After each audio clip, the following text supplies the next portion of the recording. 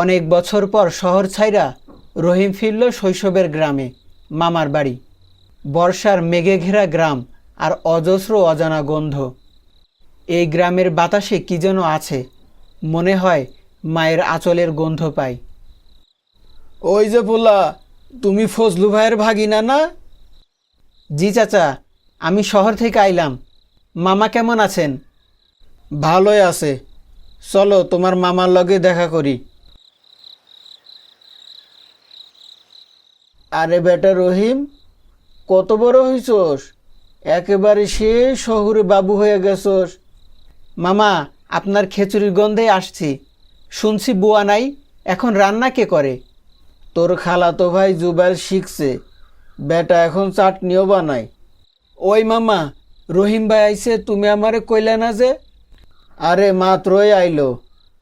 রহিম ভাই, চলো বৃষ্টি বাড়ার আগে আম বাগানে যাই। এক এক গাছ থেকে 100টা করে আম পড়তাছে।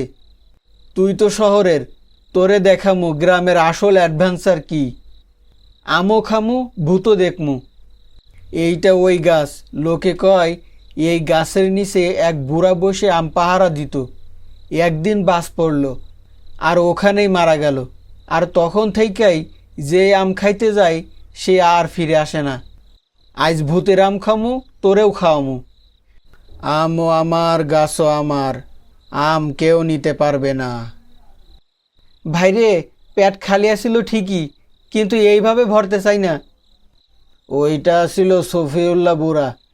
এককালে এই আম বাগান ওর ছিল। সবাইরে আম খাওয়াইতো, বইলা দিত গাছ মানুষের না মানুষ গাছের। মানে গাছটা আগে ওর ছিল? হ, কিন্তু মানুষ তারে ভুলা গেছে। একদিন হঠাৎ হারাইয়া যায়। তারপর থেকে প্রতি বর্ষায় কেউ গাছ থেকে আম ছিঁড়লেই একটা ছায়া আসে।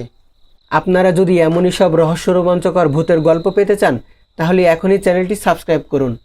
আর ভিডিওটি ভালো লেগে থাকলে একটি লাইক দিন।